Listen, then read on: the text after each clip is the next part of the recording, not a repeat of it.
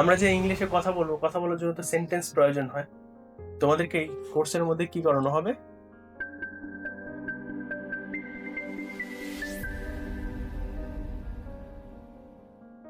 Basic sentence গুলো শেখানো হবে।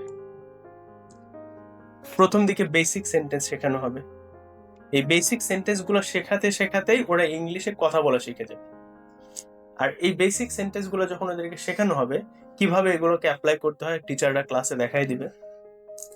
তারপর আমরা কি করব, অ্যাডভান্স সেন্টেন্স গুলো শেখাবো, যাতে করে ওরা ওদের স্কুলের যে ইংলিশ ফর টুডে বই আছে না, যারা ক্লাস 5-এ পড়ে, 7-8-এ পড়ে, 6-এ পড়ে, ওদের যে ক্লাসের বইগুলো আছে, যাতে করে ওদের বই ওরা পড়লে এমনি বুঝে, গাইড না লাগে। বুঝতে পেরেছেন? আমাদের বাংলাদেশে তো ওই যে একটা চেইন সিস্টেম করে রাখা, যে 6-এ পড়ো তোমাকে 7-এও টিচারের কাছে যেতে হবে, 8-এ উঠে আবার টিচারের কাছে যেতে হবে, 9-এ উঠে আবার টিচার, ক্লাস 10-এ উঠে আবার টিচার। আমরা ওই জায়গাগুলোকে হেট করি। একই কাচ্চি বিরিয়ানি বাসায় রান্না করলে এক স্বাদ, আর কাচ্চি দরবারটা আরেক স্বাদ। একই কাচ্চি বিরিয়ানি বাসায় রান্না করলে এক স্বাদ, সুলতানস ডাইনে আরেক স্বাদ। একই তো। উনিও খাসি ইউজ করেছে, উনিও বাসমতি চাউল ইউজ করেছে, উনিও বাসমতি চাউল ইউজ করেছে। পার্থক্য কোথায়? শেফ, রাঁধুনির মধ্যে পার্থক্য। আমরা রাঁধুনির পার্থক্য করেছি, যেখানে যে রাঁধুনিগুলা রান্না করবে, অর্থাৎ যে টিচার গুলা শেখাবে, তারা যেন আগে পার্থক্য হয়।